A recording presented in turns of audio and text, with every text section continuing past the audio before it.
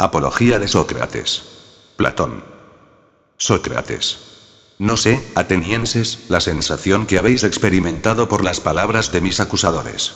Ciertamente, bajo su efecto, incluso yo mismo he estado a punto de no reconocerme. Tan persuasivamente hablaban. Sin embargo, por así decirlo, no han dicho nada verdadero. De las muchas mentiras que han urdido, una me causó especial extrañeza, aquella en la que decían que teníais que precaveros de ser engañados por mí porque, dicen ellos, soy hábil para hablar. En efecto, no sentir vergüenza de que inmediatamente les voy a contradecir con la realidad cuando de ningún modo me muestre hábil para hablar, eso me ha parecido en ellos lo más falto de vergüenza, si no es que acaso estos llaman hábil para hablar al que dice la verdad. Pues, si es eso lo que dicen, yo estaría de acuerdo en que soy orador, pero no al modo de ellos. En efecto, como digo, estos han dicho poco o nada verdadero. En cambio, vosotros vais a oír de mí toda la verdad. Ciertamente, por Zeus, atenienses, no oiréis bellas frases, como las de estos, adornadas cuidadosamente con expresiones y vocablos, sino que vais a oír frases dichas al azar con las palabras que me vengan a la boca. Porque estoy seguro de que es justo lo que digo, y ninguno de vosotros espere otra cosa. Pues, por supuesto, tampoco sería adecuado, a esta edad mía, presentarme ante vosotros como un jovenzuelo que modela sus discursos. Además y muy seriamente, atenienses, os suplico y pido que si me oís hacer mi defensa con las mismas expresiones que acostumbro a usar, bien en el ágora, encima de las mesas de los cambistas, donde muchos de vosotros me habéis oído, bien en otras partes, que no os cause extrañeza, ni protestéis por ello. En efecto, la situación es esta. Ahora, por primera vez, comparezco ante un tribunal a mis 70 años. Simplemente, soy ajeno al modo de expresarse aquí. Del mismo modo que si, en realidad, fuera extranjero me consentiríais, por supuesto, que hablara con el acento y manera en los que me hubiera educado, también ahora os pido como algo justo, según me parece a mí, que me permitáis mi manera de expresarme, quizá podría ser peor, quizá mejor, y consideréis y pongáis atención solamente a si digo cosas justas o no. Este es el deber del juez, el del orador, decir la verdad. Ciertamente, atenienses, es justo que yo me defienda, en primer lugar, frente a las primeras acusaciones falsas contra mí y a los primeros acusadores. Después, frente a las últimas, y a los últimos. En efecto, desde antiguo y durante ya muchos años, han surgido ante vosotros muchos acusadores míos, sin decir verdad alguna, a quienes temo yo más que a Anito y los suyos, aun siendo también estos temibles. Pero lo son más, atenienses, los que tomándoos a muchos de vosotros desde niños os persuadían y me acusaban mentirosamente, diciendo que hay un cierto Sócrates, sabio, que se ocupa de las cosas celestes, que investiga todo lo que hay bajo la tierra y que hace más fuerte el argumento más débil. Estos, atenienses, los que han extendido esta fama, son los temibles acusadores míos, pues los oyentes consideran que los que investigan eso no creen en los dioses.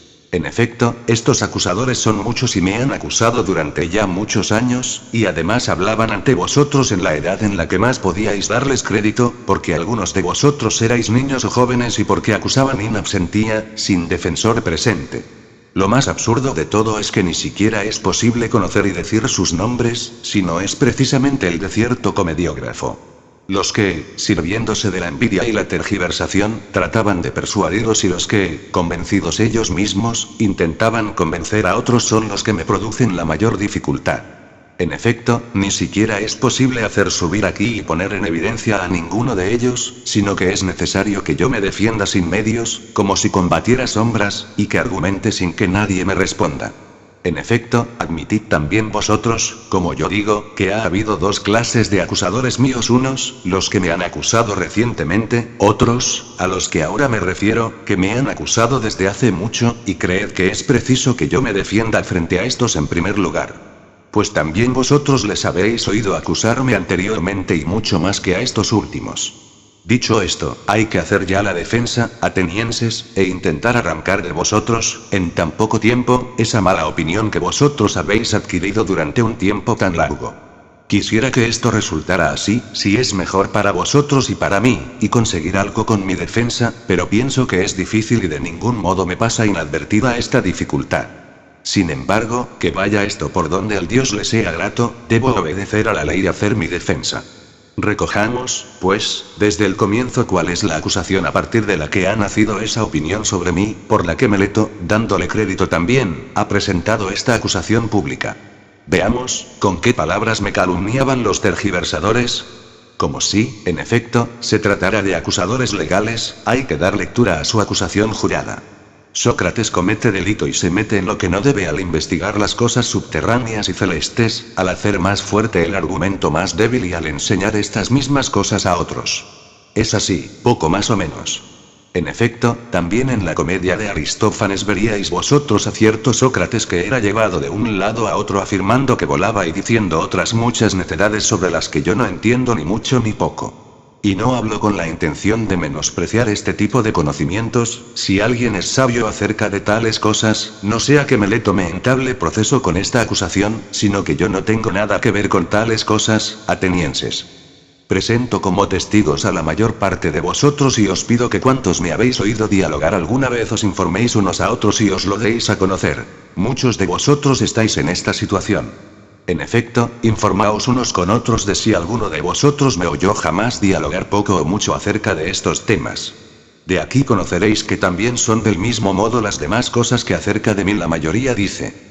Pero no hay nada de esto, y si habéis oído a alguien decir que yo intento educar a los hombres y que cobro dinero, tampoco esto es verdad. Pues también a mí me parece que es hermoso que alguien sea capaz de educar a los hombres como Gorgias de Leontinos, Pródico de Ceos e Hipias de Elide. Cada uno de estos, atenienses, yendo de una ciudad a otra, persuaden a los jóvenes, a quienes les es posible recibir lecciones, gratuitamente del que quieran de sus conciudadanos, a que abandonen las lecciones de estos y reciban las suyas pagándoles dinero y debiéndoles agradecimiento. Por otra parte, está aquí otro sabio, natural de Paros, que me he enterado de que se halla en nuestra ciudad.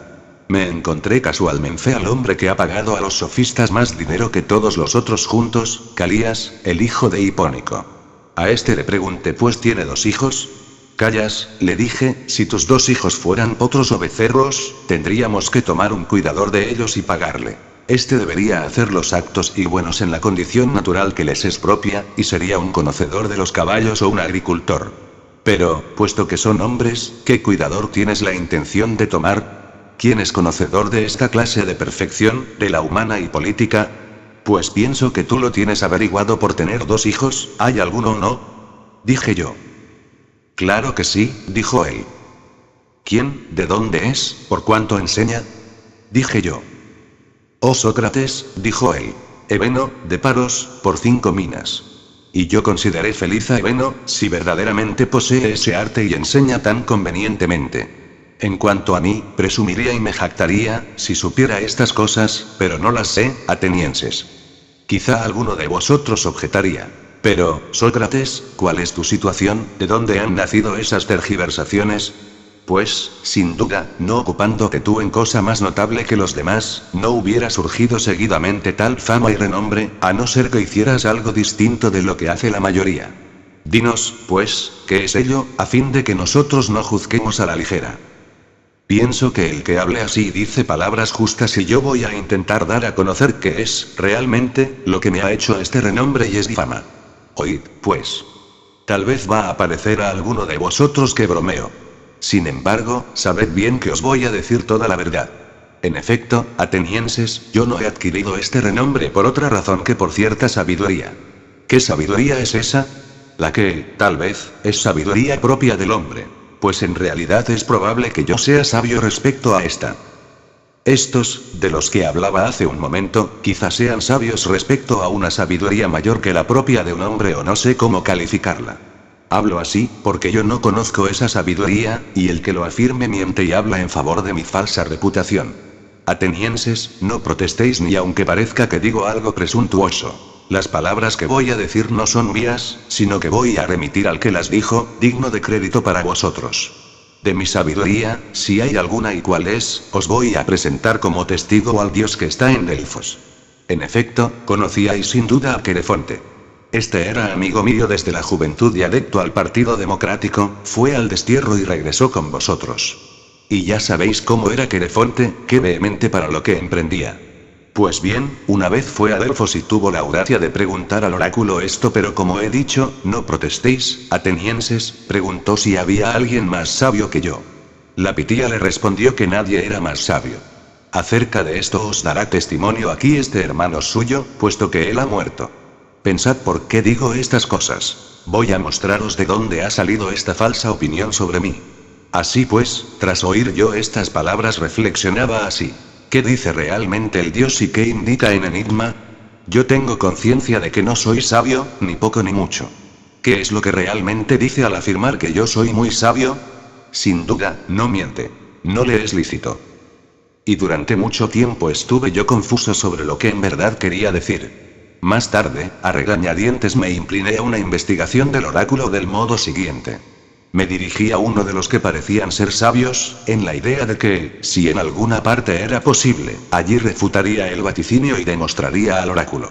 Este es más sabio que yo y tú decías que lo era yo. Ahora bien, al examinar a este, pues no necesito citarlo con su nombre, era un político aquel con el que estuve indagando y dialogando, experimenté lo siguiente: atenienses, me pareció que otras muchas personas creían que ese hombre era sabio y, especialmente, lo creía él mismo, pero que no lo era. A continuación intentaba yo demostrarle que él creía ser sabio, pero que no lo era. A consecuencia de ello, me gané la enemistad de él y de muchos de los presentes.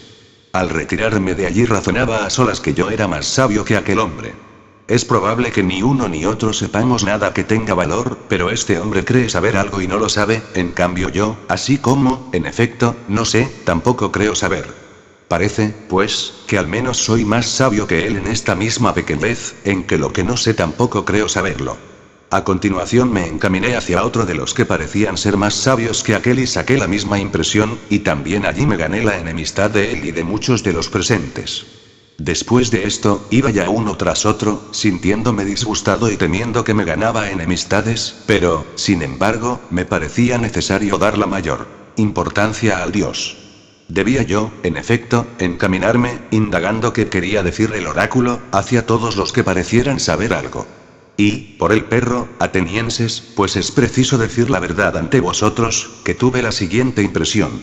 Me pareció que los de mayor reputación estaban casi carentes de lo más importante para el que investiga según el Dios. En cambio, otros que parecían inferiores estaban mejor dotados para el buen juicio. Sin duda, es necesario que os haga ver mi camino errante, como condenado a ciertos trabajos, a fin de que el oráculo fuera irrefutable para mí. En efecto, tras los políticos me encaminé hacia los poetas, los de tragedias, los de ditirambos y los demás, en la idea de que allí me encontraría manifiestamente más ignorante que aquellos. Así pues, tomando los poemas suyos que me parecían mejor realizados, les iba preguntando qué querían decir, para, al mismo tiempo, aprender yo también algo de ellos. Pues bien, me resisto por vergüenza a deciros la verdad, atenienses. Sin embargo, hay que decirla. Por así decir, casi todos los presentes podían hablar mejor que ellos sobre los poemas que ellos habían compuesto. Así pues, también respecto a los poetas me di cuenta, en poco tiempo, de que no hacían por sabiduría lo que hacían, sino por ciertas dotes naturales y en estado de inspiración, como los adivinos y los que recitan los oráculos. En efecto, también estos dicen muchas cosas hermosas, pero no saben nada de lo que dicen. Una inspiración semejante me pareció a mí que experimentaban también los poetas, y al mismo tiempo me di cuenta de que ellos, a causa de la poesía, creían también ser sabios respecto a las demás cosas sobre las que no lo eran. Así pues, me alejé también de allí creyendo que les superaba en lo mismo que a los políticos. En último lugar, me encaminé hacia los artesanos. Era consciente de que yo, por así decirlo, no sabía nada, en cambio estaba seguro de que encontraría a estos con muchos y bellos conocimientos. Y en esto no me equivoqué, pues sabían cosas que yo no sabía y, en ello, eran más sabios que yo. Pero, atenienses, me pareció a mí que también los buenos artesanos incurrían en el mismo error que los poetas por el hecho de que realizaban adecuadamente su arte, cada uno de ellos estimaba que era muy sabio también respecto a las demás cosas, incluso las más importantes, y ese error velaba su sabiduría.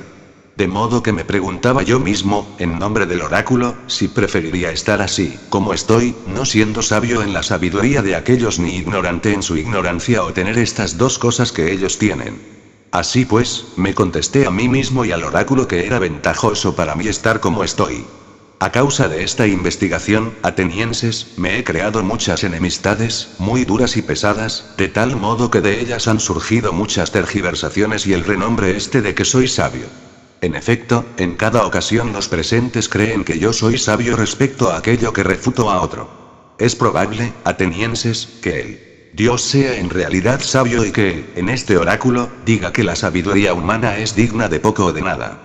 Y parece que habla de Sócrates, se sirve de mi nombre poniéndome como ejemplo, como si dijera: es el más sabio, el que, de entre vosotros, hombres, conoce, como Sócrates, que en verdad es digno de nada respecto a la sabiduría. Así pues, incluso ahora, voy de un lado a otro investigando y averiguando en el sentido del Dios, si creo que alguno de los ciudadanos o de los forasteros es sabio. Y cuando me parece que no lo es, prestando mi auxilio al Dios, le demuestro que no es sabio. Por esa ocupación no he tenido tiempo de realizar ningún asunto de la ciudad digno de citar ni tampoco mío particular, sino que me encuentro en gran pobreza a causa del servicio de Dios. Se añade, a esto, que los jóvenes que me acompañan espontáneamente, los que disponen de más tiempo, los hijos de los más ricos, se divierten oyéndome examinar a los hombres y, con frecuencia, me imitan e intentan examinar a otros, y, naturalmente, encuentran, creo yo, gran cantidad de hombres que creen saber algo pero que saben poco o nada. En consecuencia, los examinados por ellos se irritan conmigo, y no consigo mismos, y dicen que un tal Sócrates es malvado y corrompe a los jóvenes. Cuando alguien les pregunta qué hace y qué enseña, no pueden decir nada, lo ignoran. Pero, para no dar la impresión de que están confusos, dicen lo que es usual contra todos los que filosofan, es decir, las cosas del cielo y lo que está bajo la tierra, no creer en los dioses y hacer más fuerte el argumento más débil. Pues creo que no desearían decir la verdad, a saber, que resulta evidente que están simulando saber sin saber nada. Y como son, pienso yo, susceptibles y vehementes y numerosos, y como, además, hablan de mí apasionada y persuasivamente, os han llenado los oídos calumniándome violentamente desde hace mucho tiempo. Como consecuencia de esto me han acusado Meleto, Anito y Licón. Meleto, irritado en nombre de los poetas. Anito, en el de los demiurgos y de los políticos, y Licón, en el de los oradores. De manera que, como decía yo al principio, me causaría extrañeza que yo fuera capaz de arrancar de vosotros, en tan escaso tiempo, esta falsa imagen que ha tomado tanto cuerpo. Ahí tenéis, atenienses, la verdad y os estoy hablando sin ocultar nada, ni grande ni pequeño, y sin tomar precauciones en lo que digo. Sin embargo, sé casi con certeza que con estas palabras me consigo enemistades, lo cual es también una prueba de que digo la verdad, y que es esta la mala fama mía y que estas son sus causas. Si investigáis esto ahora o en otra ocasión, confirmaréis que es así. Acerca de las acusaciones que me hicieron los primeros acusadores, sea esta suficiente defensa ante vosotros. Contra Meleto, el honrado y el amante de la ciudad, según él dice, y contra los acusadores recientes voy a intentar defenderme a continuación. Tomemos, pues, a su vez, la acusación jurada de estos, dado que son otros acusadores. Es así. Sócrates delinque corrompiendo a los jóvenes y no creyendo en los dioses en los que la ciudad cree, sino en otras divinidades nuevas. Tal es la acusación. Examinémosla punto por punto. Dice, en efecto, que yo delinco corrompiendo a los jóvenes. Yo, por mi parte, afirmo que Meleto delinque porque bromea en asunto serio, sometiendo a juicio con ligereza a las personas y simulando esforzarse e inquietarse por cosas que jamás le han preocupado. Voy a intentar mostraros que esto es así. Ven aquí, Meleto, y dime, ¿no es cierto que consideras de la mayor importancia que los jóvenes sean lo mejor posible? Yo sí, di entonces a estos quién los hace mejores. Pues es evidente que lo sabes, puesto que te preocupa.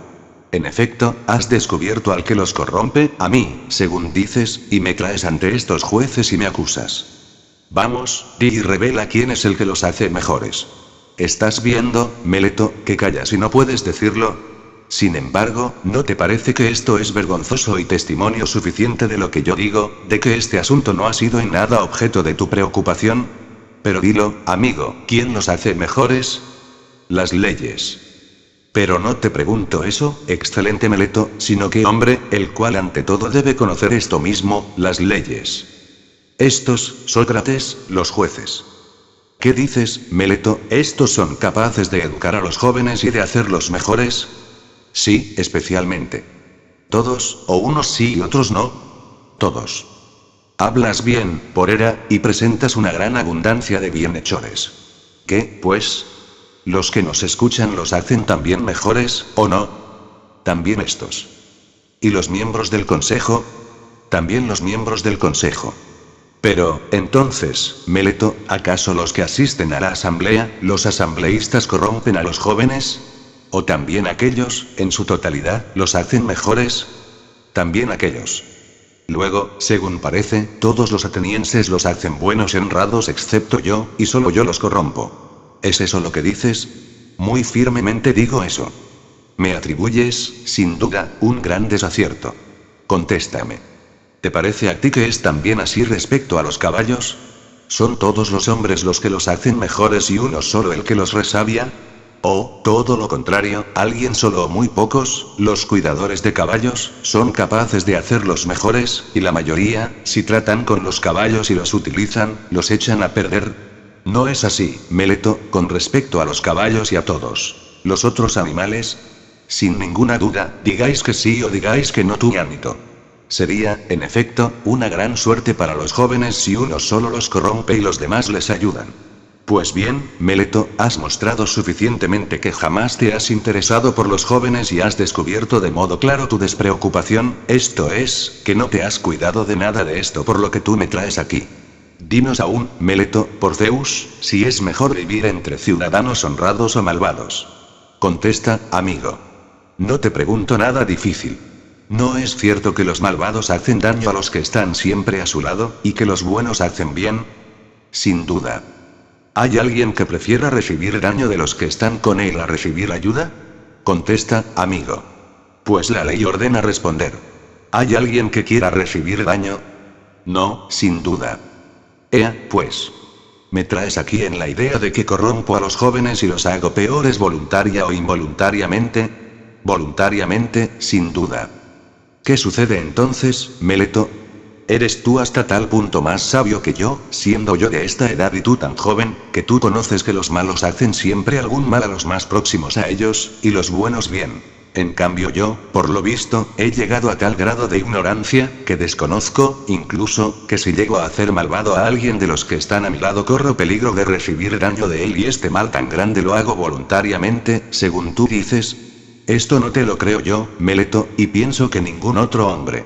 En efecto, o no los corrompo, o si los corrompo, lo hago involuntariamente, de manera que tú en uno u otro caso mientes. Y si los corrompo involuntariamente, por esta clase de faltas la ley no ordena hacer comparecer a uno aquí, sino tomarle privadamente y enseñarle y reprenderle. Pues es evidente que, si aprendo, cesaré de hacer lo que hago involuntariamente. Tú has evitado y no has querido tratar conmigo ni enseñarme. En cambio, me traes aquí, donde es ley traer a los que necesitan castigo y no enseñanza. Pues bien, atenienses, ya es evidente lo que yo decía, que Meleto no se ha preocupado jamás por estas cosas, ni poco ni mucho. Veamos, sin embargo. Dinos cómo dices que yo corrompo a los jóvenes. ¿No es evidente que, según la acusación que presentaste, enseñándoles a creer no en los dioses en los que cree la ciudad, sino en otros espíritus nuevos? ¿No dices que los corrompo enseñándoles esto? En efecto, eso digo muy firmemente. Por esos mismos dioses, Meleto, de los que tratamos, háblanos aún más claramente a mí y a estos hombres. En efecto, yo no puedo llegar a saber si dices que yo enseño a creer que existen algunos dioses, y entonces yo mismo creo que hay dioses y no soy enteramente ateo ni delinco. En eso, pero no los que la ciudad cree, sino otros, y es esto lo que me inculpas, que otros, o bien afirmas que yo mismo no creo en absoluto en los dioses y enseño esto a los demás. Digo eso, que no crees en los dioses en absoluto. Oh sorprendente Meleto, ¿para qué dices esas cosas? Luego tampoco creo, como los demás hombres, que el sol y la luna son dioses. No, por Zeus, jueces, puesto que afirma que el sol es una piedra y la luna, tierra. ¿Crees que estás acusando a Anaxágoras, querido Meleto? Y desprecias a estos y consideras que son desconocedores de las letras hasta el punto de no saber que los libros de Anaxágoras de Tlazómenas están llenos de estos temas. Y, además, aprenden de mí los jóvenes lo que de vez en cuando pueden adquirir en la orquesta, por un dracma como mucho, y reírse de Sócrates si pretende que son suyas estas ideas, especialmente al ser tan extrañas. Pero, oh Meleto, ¿te parece a ti que soy así, que no creo que exista ningún dios? Ciertamente que no, por Zeus, de ningún modo. No eres digno de crédito, Meleto, incluso, según creo, para ti mismo. Me parece que este hombre, atenienses, es descarado e intemperante y que, sin más, ha presentado esta acusación con cierta insolencia, intemperancia y temeridad juvenil. Parece que trama una especie de enigma para tantear. ¿Se dará cuenta ese sabio de Sócrates de que estoy bromeando y contradiciéndome, o le engañaré a él y a los demás oyentes? Y digo esto porque es claro que este se contradice en la acusación. Es como si dijera: Sócrates delinqueno creyendo en los dioses, pero creyendo en los dioses. Esto es propio de una persona que juega. Examinad, pues, atenienses, por qué me parece que dice eso. Tú, Meleto, contéstame. Vosotros, como os rogué al empezar, tened presente no protestar si construyó las frases en mi modo habitual. ¿Hay alguien, Meleto, que crea que existen cosas humanas, y que no crea que existen hombres? Que conteste, jueces, y que no proteste una y otra vez. ¿Hay alguien que no crea que existen caballos y que crea que existen cosas propias de caballos? ¿O que no existen flautistas, y sí cosas relativas al toque de la flauta? No existe esa persona, querido Meleto. Si tú no quieres responder, te lo digo yo a ti y a estos otros.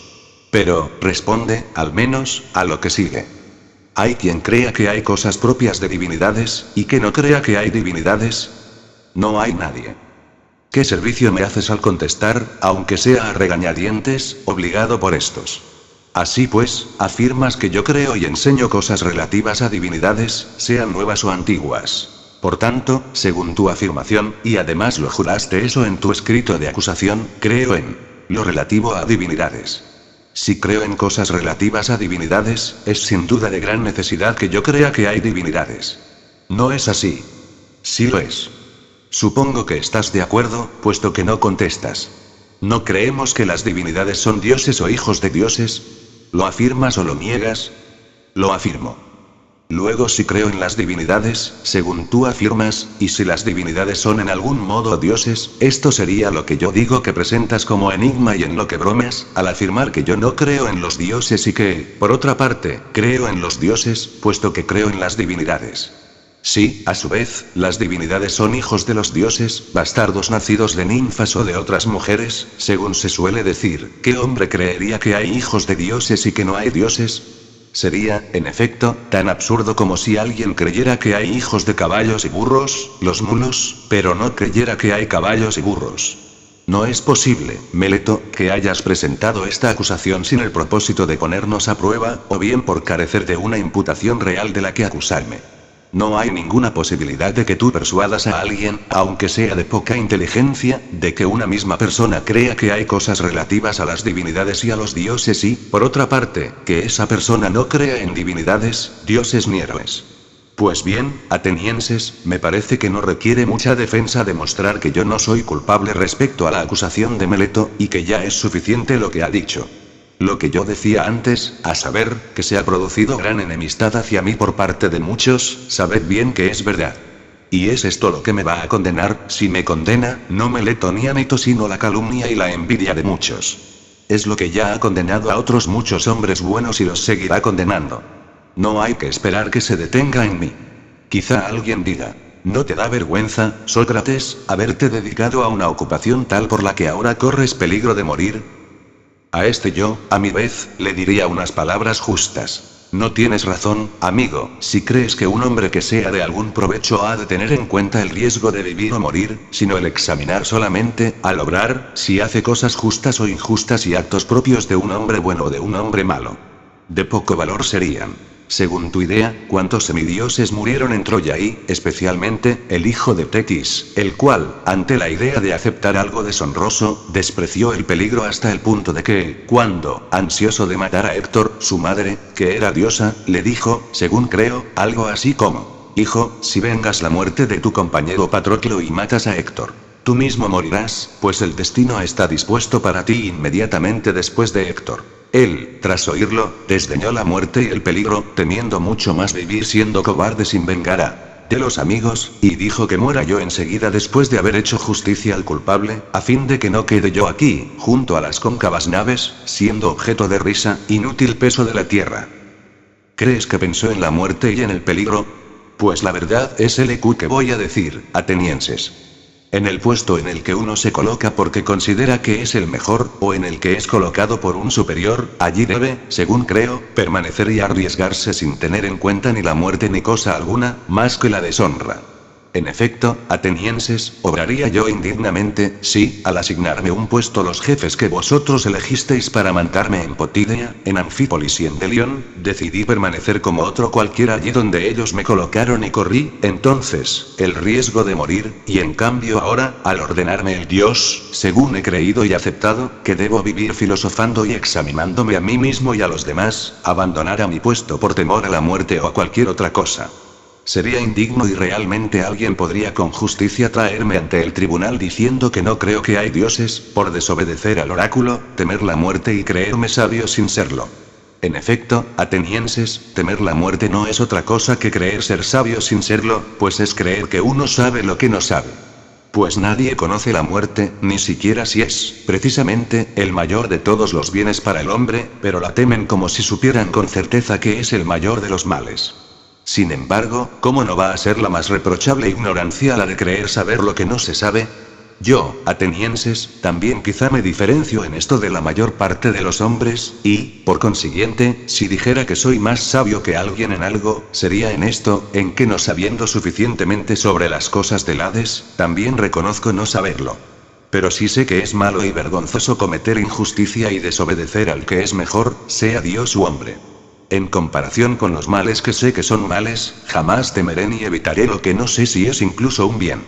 De manera que si ahora vosotros me dejarais libre no haciendo caso a Anito, el cual dice que o bien era absolutamente necesario que yo no hubiera comparecido aquí o que, puesto que he comparecido, no es posible no condenarme a muerte, explicándoos que, si fuera absuelto, vuestros hijos, poniendo inmediatamente en práctica las cosas que Sócrates enseña, se corromperían todos totalmente, y si, además, me dijerais: ahora, Sócrates, no vamos a hacer caso a Anito, sino que te dejamos libre, a condición, sin embargo, de que no gastes ya más tiempo en esta búsqueda y de que no filosofes, y si eres sorprendido haciendo aún esto, morirás.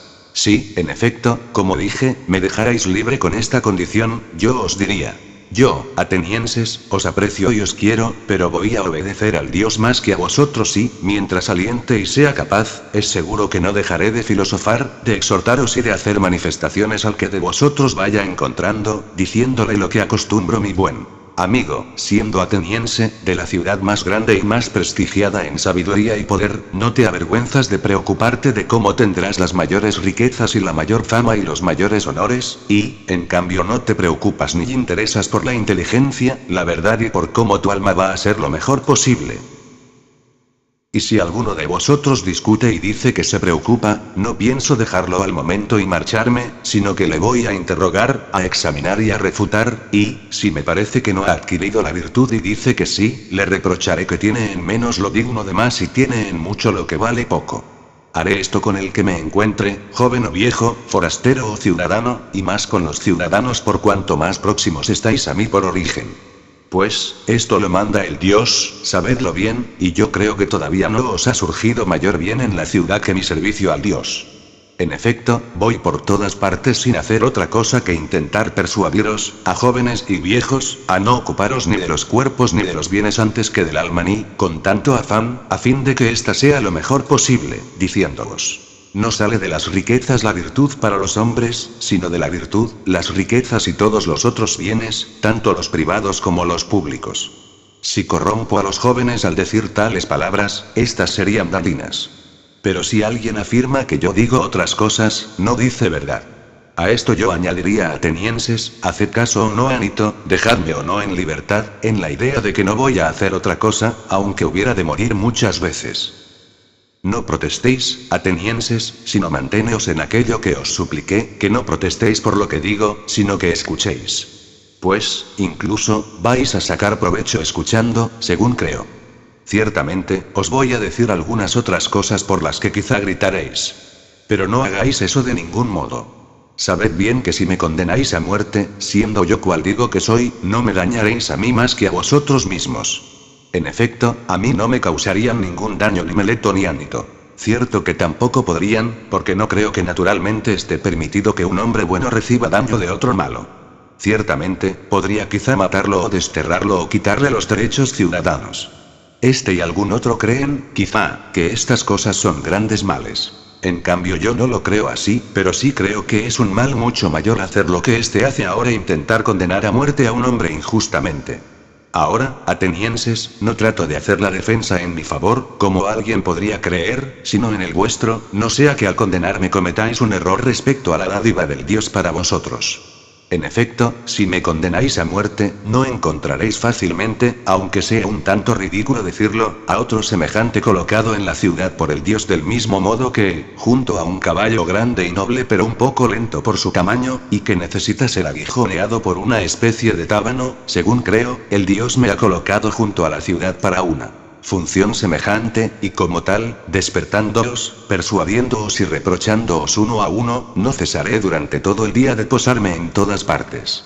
No llegaréis a tener fácilmente otro semejante, atenienses, y si me hacéis caso, me dejaréis vivir.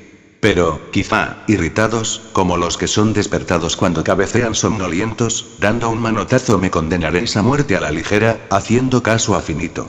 Después, pasaríais el resto de la vida durmiendo, a no ser que el Dios, cuidándose de vosotros, os enviara otro. Comprenderéis, por lo que sigue, que yo soy precisamente el hombre adecuado para ser ofrecido por el Dios a la ciudad. En efecto, no parece humano que yo tenga descuidados todos mis asuntos y que, durante tantos años, soporte que mis bienes familiares estén en abandono, y, en cambio, esté siempre ocupándome de lo vuestro, acercándome a cada uno privadamente, como un padre o un hermano mayor, intentando convencerle de que se preocupe por la virtud. Y si de esto obtuviera provecho o cobrara un salario al haceros estas recomendaciones, tendría alguna justificación. Pero la verdad es que, incluso vosotros mismos lo veis, aunque los acusadores han hecho otras acusaciones tan desvergonzadamente, no han sido capaces, presentando un testigo, de llevar su desvergüenza a afirmar que yo alguna vez cobré o pedí a alguien una remuneración. Ciertamente yo presento, me parece, un testigo suficiente de que digo la verdad mi pobreza. Quizá pueda parecer extraño que yo privadamente, yendo de una a otra parte, dé estos consejos y me meta en muchas cosas, y no me atreva en público a subir a la tribuna del pueblo y dar consejos a la ciudad. La causa de esto es lo que vosotros me habéis oído decir muchas veces, en muchos lugares, a saber, que hay junto a mí algo divino y demónico. Esto también lo incluye en la acusación Meleto burlándose. Está conmigo desde niño, toma forma de voz y, cuando se manifiesta, siempre me disuade de lo que voy a hacer, jamás me incita. Es esto lo que se opone a que yo ejerza la política, y me parece que se opone muy acertadamente. En efecto, sabed bien, atenienses, que si yo hubiera intentado anteriormente realizar actos políticos, habría muerto hace tiempo y no os habría sido útil a vosotros ni a mí mismo. Y no os irritéis conmigo porque digo la verdad. En efecto, no hay hombre que pueda conservar la vida, si se opone noblemente a vosotros o a cualquier otro pueblo y si trata de impedir que sucedan en la ciudad muchas cosas injustas e ilegales. Por el contrario, es necesario que el que, en realidad, lucha por la justicia, si pretende vivir un poco de tiempo, actúe privada y no públicamente.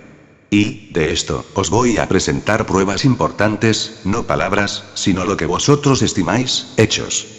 Oíd lo que me ha sucedido, para que sepáis que no cedería ante nada contra lo justo por temor a la muerte, y al no ceder, al punto estaría dispuesto a morir. Os voy a decir cosas vulgares y leguleyas, pero verdaderas. En efecto, atenienses, yo no ejercí ninguna otra magistratura en la ciudad, pero fui miembro del consejo. Casualmente ejercía la plitanía nuestra tribu, la Antióquide, cuando vosotros decidisteis, injustamente, como después todos reconocisteis, juzgar en un solo juicio a los 10 generales que no habían recogido a los náufragos del combate naval. En aquella ocasión yo solo entre los prítanes me enfrenté a vosotros para que no se hiciera nada contra las leyes y voté en contra. Y estando dispuestos los oradores a enjuiciarme y detenerme, y animándoles vosotros a ello y dando gritos, creí que debía afrontar el riesgo con la ley y la justicia antes de, por temor a la cárcel o a la muerte, unirme a vosotros que estabais decidiendo cosas injustas. Y esto, cuando la ciudad aún tenía régimen democrático.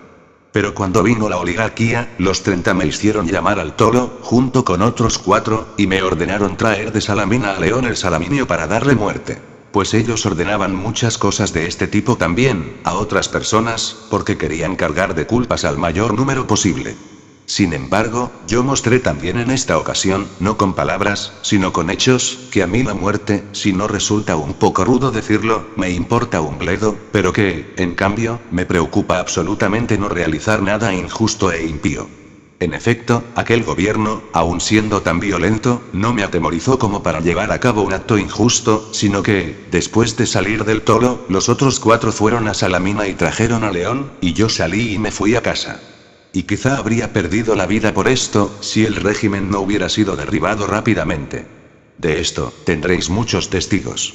¿Acaso creéis que yo habría llegado a vivir tantos años, si me hubiera ocupado de los asuntos públicos y, al ocuparme de ellos como corresponde a un hombre honrado, hubiera prestado ayuda a las cosas justas y considerado esto lo más importante, como es debido? Está muy lejos de ser así. Ni tampoco ningún otro hombre. En cuanto a mí, a lo largo de toda mi vida, si alguna vez he realizado alguna acción pública, me he mostrado de esta condición, y también privadamente, sin transigir en nada con nadie contra la justicia ni tampoco con ninguno de los que, creando falsa imagen de mí, dicen que son discípulos míos. Yo no he sido jamás maestro de nadie. Si cuando yo estaba hablando y me ocupaba de mis cosas, alguien, joven o viejo, deseaba escucharme, jamás se lo impedí a nadie. Tampoco dialogo cuando recibo dinero y dejo de dialogar si no lo recibo, antes bien me ofrezco, para que me pregunten, tanto al rico como al pobre, y lo mismo si alguien prefiere responder y escuchar mis preguntas. Si alguno de estos es luego un hombre honrado o no lo es, no podría yo, en justicia, incurrir en culpa. A ninguno de ellos les ofrecí nunca enseñanza alguna ni les instruí. Y si alguien afirma que en alguna ocasión aprendió o oyó de mí en privado algo que no oyeran también todos los demás, sabed bien que no dice la verdad. Porque, ¿realmente, gustan algunos de pasar largo tiempo a mi lado? Lo habéis oído ya, atenienses. Os he dicho toda la verdad. Porque les gusta oírme examinar a los que creen ser sabios y no lo son. En verdad, es agradable. Como digo, realizar este trabajo me ha sido encomendado por el Dios por medio de oráculos, de sueños y de todos los demás medios con los que alguna vez alguien, de condición divina, ordenó a un hombre hacer algo. Esto, atenienses, es verdad y fácil de comprobar.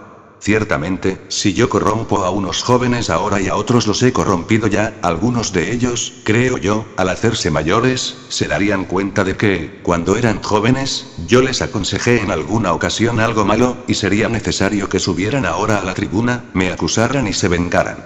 Si ellos no quieren, alguno de sus familiares, padres, hermanos u otros parientes.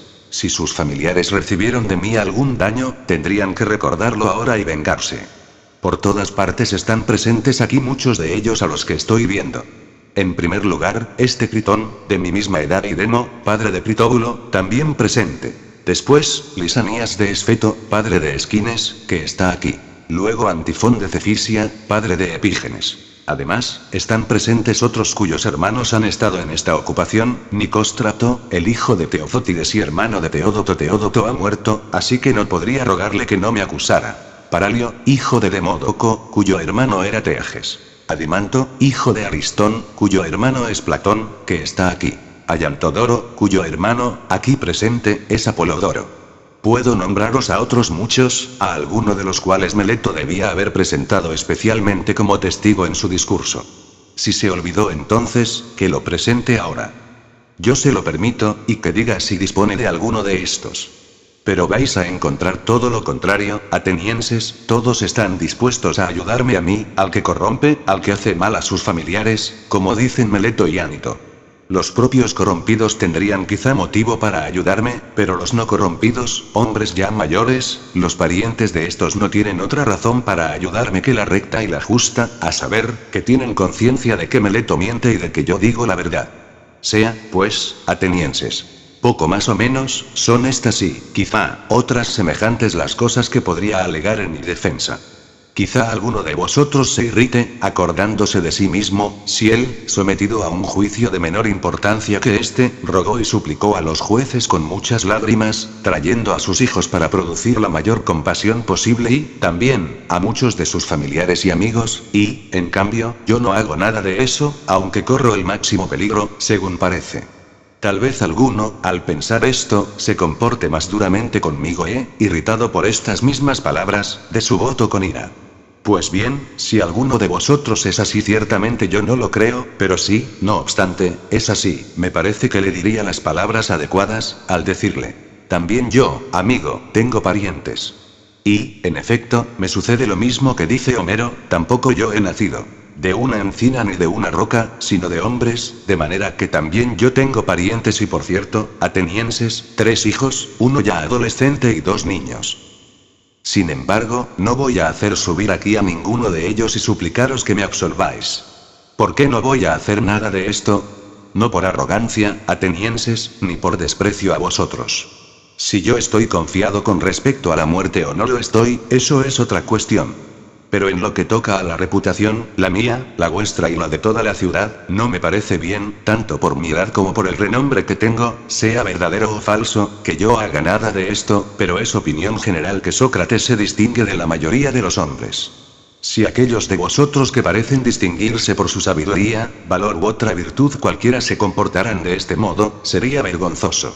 A algunos que parecen tener algún valor los he visto muchas veces comportarse así cuando son juzgados, haciendo cosas increíbles porque creían que iban a soportar algo terrible si eran condenados a muerte, como si ya fueran a ser inmortales si vosotros no los condenarais. Me parece que estos llenan de vergüenza a la ciudad, de modo que un extranjero podría suponer que los atenienses destacados en mérito, a los que sus ciudadanos prefieren en la elección de magistraturas y otros honores, esos en nada se distinguen de las mujeres. Ciertamente, atenienses, ni vosotros, los que destacáis en alguna cosa, debéis hacer esto, ni, si lo hacemos nosotros, debéis permitirlo, sino dejar bien claro que condenaréis al que introduce estas escenas miserables y pone en ridículo a la ciudad, mucho más que al que conserva la calma. Aparte de la reputación, atenienses, tampoco me parece justo suplicar a los jueces y quedar absuelto por haber suplicado, sino que lo justo es informarlos y persuadirlos.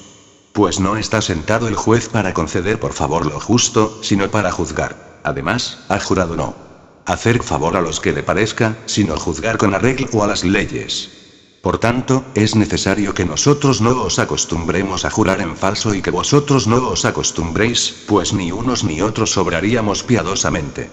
Por consiguiente, no estiméis, atenienses, que yo debo hacer ante vosotros actos que considero que no son buenos, justos ni piadosos, especialmente, por Zeus, al estar acusado de impiedad por este Meleto.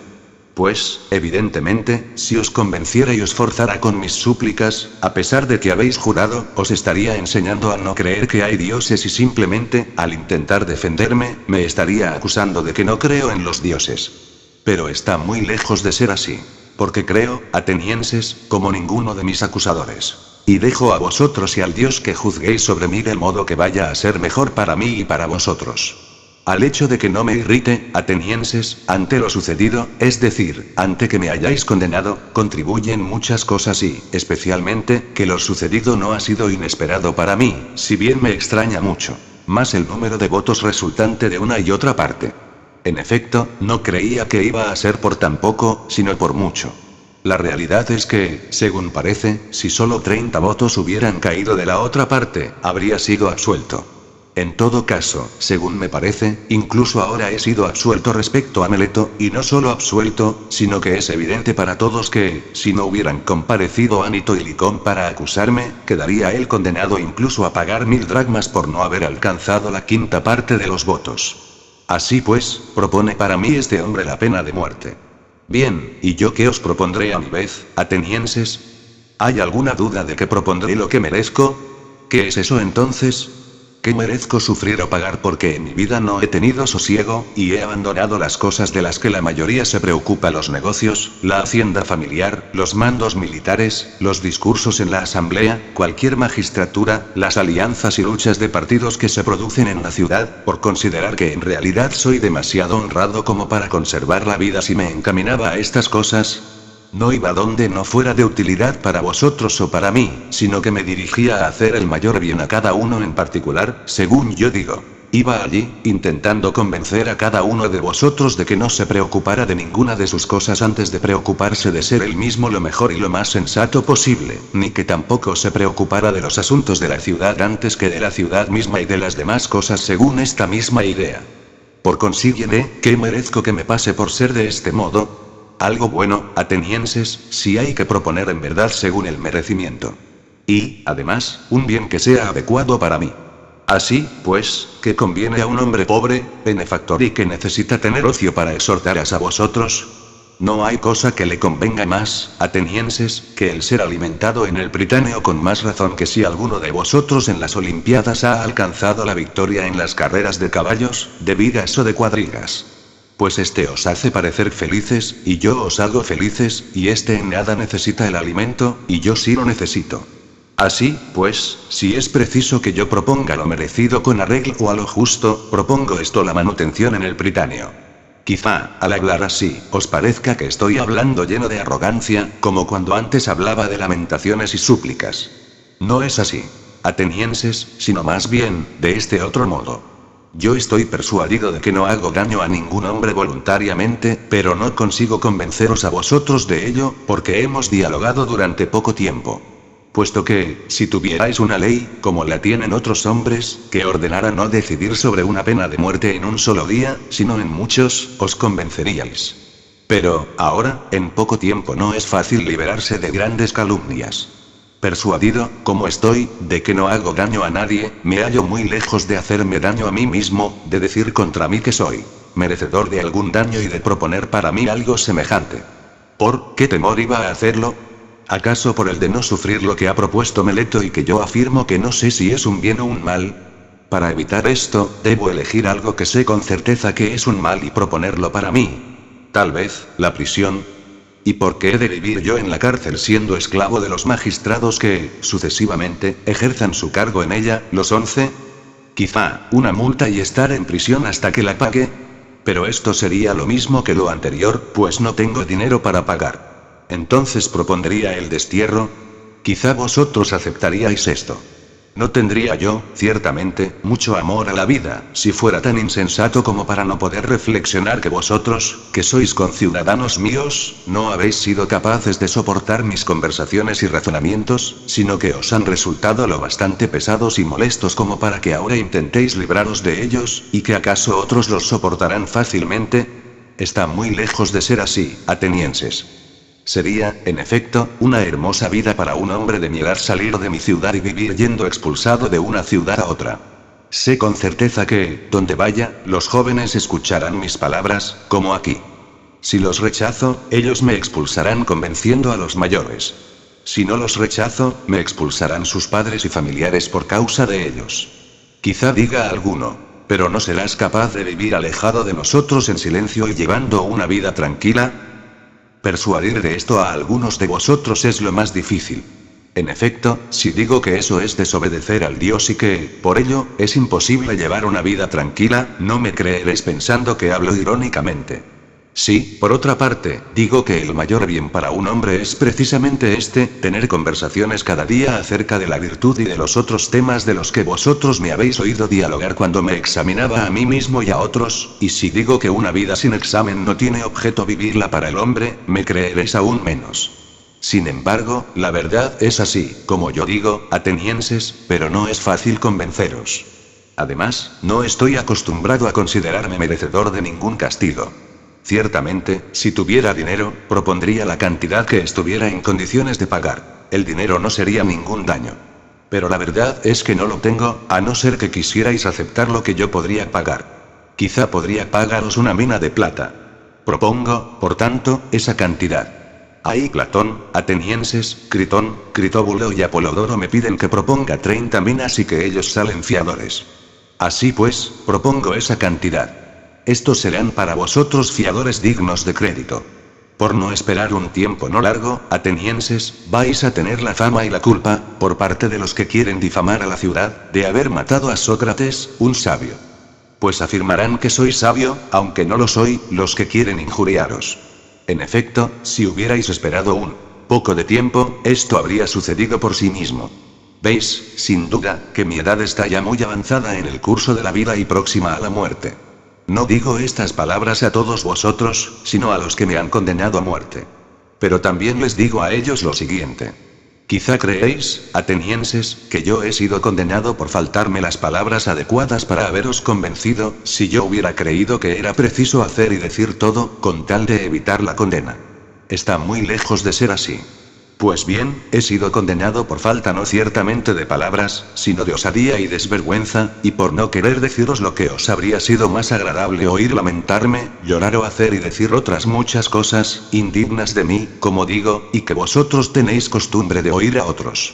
Pero ni antes creí que era necesario hacer nada innoble por causa del peligro, ni ahora me arrepiento de haberme defendido así, sino que prefiero con mucho morir habiéndome defendido de este modo, a vivir habiéndolo hecho de ese otro modo. En efecto, ni ante la justicia ni en la guerra, ni yo ni ningún otro deben maquinar cómo evitar la muerte a cualquier precio. Pues también en los combates muchas veces es evidente que se evitaría la muerte abandonando las armas y volviéndose a suplicar a los perseguidores. Hay muchos medios, en cada ocasión de peligro, de evitar la muerte, si se tiene la osadía de hacer y decir cualquier cosa. Pero no es difícil, atenienses, evitar la muerte, es mucho más difícil evitar la maldad. En efecto, corre más deprisa que la muerte. Ahora yo, como soy lento y viejo, he sido alcanzado por la más lenta de las dos. En cambio, mis acusadores, como son temibles y ágiles, han sido alcanzados por la más rápida, la maldad. Ahora yo voy a salir de aquí condenado a muerte por vosotros, y estos, condenados por la verdad, culpables de perversidad e injusticia. Yo me atengo a mi estimación y estos, a la suya. Quizá era necesario que esto fuera así y creo que está adecuadamente. Deseo predeciros a vosotros, mis condenadores, lo que va a seguir a esto. En efecto, estoy yo ya en ese momento en el que los hombres tienen capacidad de profetizar, cuando van ya a morir. Yo os aseguro, hombres que me habéis condenado, que inmediatamente después de mi muerte os va a venir un castigo mucho más duro, por Zeus, que el de mi condena a muerte. En efecto, ahora habéis hecho esto creyendo que os ibais a librar de dar cuenta de vuestro modo de vida, pero, como digo, os va a salir muy al contrario. Van a ser más los que os pidan cuentas, esos a los que yo ahora contenía sin que vosotros lo percibierais. Serán más intransigentes por cuanto son más jóvenes, y vosotros os irritaréis más. Pues, si pensáis que matando a la gente vais a impedir que se os reproche que no vivís rectamente, no pensáis bien. Este medio de evitarlo ni es muy eficaz, ni es honrado. El más honrado y el más sencillo no es reprimir a los demás, sino prepararse para ser lo mejor posible. Hechas estas predicciones a quienes me han condenado les digo adiós. Con los que habéis votado mi absolución me gustaría conversar sobre este hecho que acaba de suceder, mientras los magistrados están ocupados y aún no voy a donde yo debo morir. Quedaos, pues, conmigo, amigos, este tiempo, pues nada impide conversar entre nosotros mientras sea posible. Como sois amigos, quiero haceros ver qué significa, realmente, lo que me ha sucedido ahora. En efecto, jueces, pues llamándoos jueces os llamo correctamente, me ha sucedido algo extraño. La advertencia habitual para mí, la del Espíritu Divino, en todo el tiempo anterior era siempre muy frecuente, oponiéndose aún a cosas muy pequeñas, si yo iba a obrar de forma no recta. Ahora me ha sucedido lo que vosotros veis, lo que se podría creer que es, y en opinión general es, el mayor de los males. Pues bien, la señal del Dios no se me ha opuesto ni al salir de casa por la mañana, ni cuando subí aquí al tribunal, ni en ningún momento durante la defensa cuando iba a decir algo. Sin embargo, en otras ocasiones me retenía, con frecuencia, mientras hablaba. En cambio, ahora, en este asunto no se me ha opuesto en ningún momento ante ningún acto o palabra. ¿Cuál pienso que es la causa? Voy a decíroslo. Es probable que esto que me ha sucedido sea un bien, pero no es posible que lo comprendamos rectamente los que creemos que la muerte es un mal. Ha habido para mí una gran prueba de ello. En efecto, es imposible que la señal habitual no se me hubiera opuesto, a no ser que me fuera a ocurrir algo bueno. Reflexionemos también que hay gran esperanza de que esto sea un bien. La muerte es una de estas dos cosas, o bien el que está muerto no es nada ni tiene sensación de nada, o bien, según se dice, la muerte es precisamente una transformación, un cambio de morada para el alma de este lugar de aquí a otro lugar. Si es una ausencia de sensación y un sueño, como cuando se duerme sin soñar, la muerte sería una ganancia maravillosa. Pues, si alguien, tomando la noche en la que ha dormido de tal manera que no ha visto nada en sueños y comparando con esta noche las demás noches y días de su vida, tuviera que reflexionar y decir cuántos días y noches ha vivido en su vida mejor y más agradablemente que esta noche, creo que no ya un hombre cualquiera, sino que incluso el gran rey encontraría fácilmente contables estas noches comparándolas con los otros días y noches. Sí, en efecto, la muerte es algo así, digo que es una ganancia, pues la totalidad del tiempo no resulta ser más que una sola noche. Sí, por otra parte, la muerte es como emigrar de aquí a otro lugar y es verdad, como se dice, que allí están todos los que han muerto, ¿qué bien habría mayor que este, jueces? Pues sí, llegado uno al Hades, libre ya de estos que dicen que son jueces, va a encontrar a los verdaderos jueces, los que se dice que hacen justicia allí Minos, Radamanto, Éaco y Triptólemo, y a cuántos semidioses fueron justos en sus vidas, ¿sería acaso malo el viaje? Además, ¿cuánto daría alguno de vosotros por estar junto a Orfeo, Museo, Hesíodo y Homero?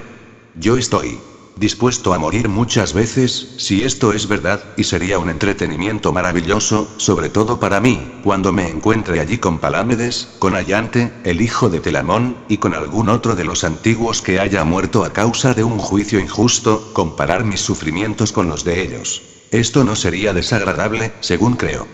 Y lo más importante, pasar el tiempo examinando e investigando a los de allí, como ahora a los de aquí, para ver quién de ellos es sabio, y quién cree serlo y no lo es. ¿Cuánto se daría, jueces, por examinar al que llevó a Troya aquel gran ejército, o bien a Odiseo o a Sísifo o a otros infinitos hombres y mujeres que se podrían citar? Dialogar allí con ellos, estar en su compañía y examinarlos sería el colmo de la felicidad. En todo caso, los de allí no condenan a muerte por esto. Por otras razones son los de allí más felices que los de aquí, especialmente porque ya el resto del tiempo son inmortales, si es verdad lo que se dice. Es preciso que también vosotros, jueces, estéis llenos de esperanza con respecto a la muerte y tengáis en el ánimo esta sola verdad, que no existe mal alguno para el hombre bueno, ni cuando vive ni después de muerto, y que los dioses no se desentienden de sus dificultades. Tampoco lo que ahora me ha sucedido ha sido por casualidad, sino que tengo la evidencia de que ya era mejor para mí morir y librarme de trabajos. Por esta razón, en ningún momento la señal divina me ha detenido y, por eso, no me irrito mucho con los que me han condenado ni con los acusadores. No obstante, ellos no me condenaron ni acusaron con esta idea, sino creyendo que me hacían daño. Es justo que se les haga este reproche. Sin embargo, les pido una sola cosa. Cuando mis hijos sean mayores, atenienses, castigadlos causándoles las mismas molestias que yo a vosotros, si os parece que se preocupan del dinero o de otra cosa cualquiera antes que de la virtud, y si creen que son algo sin serlo, reprochadles, como yo a vosotros, que no se preocupan de lo que es necesario y que creen ser algo sin ser dignos de nada. Si hacéis esto, mis hijos y yo habremos recibido un justo pago de vosotros. Pero es ya hora de marcharnos, yo a morir y vosotros a vivir. ¿Quién de nosotros se dirige a una situación mejor es algo oculto para todos, excepto para el Dios?